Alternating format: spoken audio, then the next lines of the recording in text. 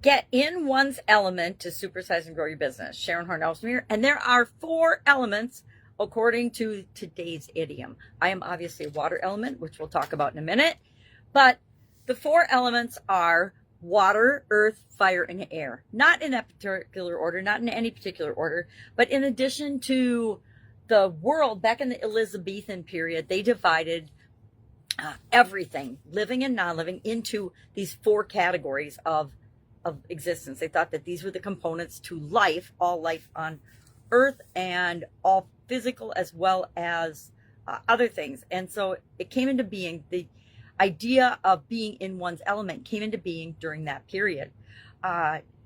Earth, fire, water, and air are those 4 elements. And since then, other things have been divided in 4 categories, have been used to describe a lot of things. Think of the Myers-Briggs disc analysis, etc. Those things also correspond with astrology, right?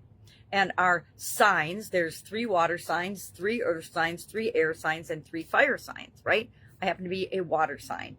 And if horoscopes and things, I'm not a big fan of those, but it is interesting how people born under certain signs and certain dates have similar behaviors. Now, maybe it's because we've been taught that for many, many years, and that if you are a certain sign, you have these characteristics. And then that means we see those characteristics in ourselves more often. Well, this idiom, in one's element, can be used to grow and build and supersize our business. How? Number 1, understanding ourselves and what we're awesome at. When do we flow? When do things come easily for us? That means we're working in our element. For me, anytime I am around water or near water or thinking about water, I flow more easily. It increases my confidence and helps me to do the things that I love to do. And those are the things we do best. And those are the things we want to bring to the world and share with the world. That's the first way we can supersize our business, by knowing and being in the flow and being in our own element, being in one's own element.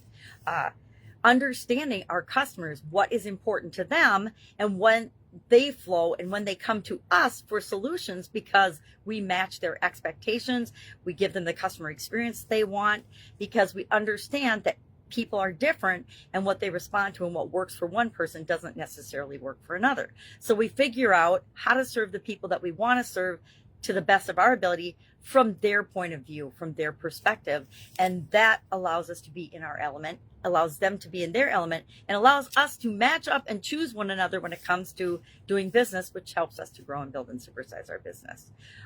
Listening, learning, and adjusting is one of the best, fastest, easiest ways we can get into our element to build and grow and supersize our business. How do we do that? Well, we ask the people that we're here to serve, what do they want? How do they want it? And then we find ways to give it to them. We test and we tweak until we find the best way of serving them. That helps us to grow and build and supersize our business. And then one of my favorites, of course, is the idea of continuous improvement. We're not going to get it right the first time. We might not even get it right the 12th time, but if we keep going forward, if we keep really having the intention of serving people and doing the best job that we can and making the world a better place, we are bound to figure it out. And once we figure out what works for us, we just continually improve that.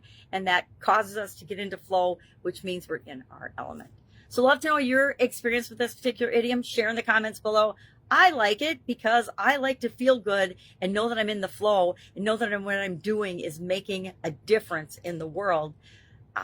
So share how you feel about this particular idiom. What's your element? Do you know what your element is? Mine, I knew without even knowing. I've always been a water person, and I happen to be born under one of the water signs, which I guess makes sense for me. So have an awesome day. I'll, of course, see you tomorrow with another interesting idiom. What does it mean? Where does it come from? And how might you apply it to building and growing your business? Try to look for a different perspective when I look into these idioms, because I know that how we look at things makes all the difference in the world, and how we choose to think about them and what we choose to believe makes it easier to grow and build and supersize our business than if we decide it's going to be hard and we have to struggle. All right, have an awesome day, and I'll of course be with you tomorrow.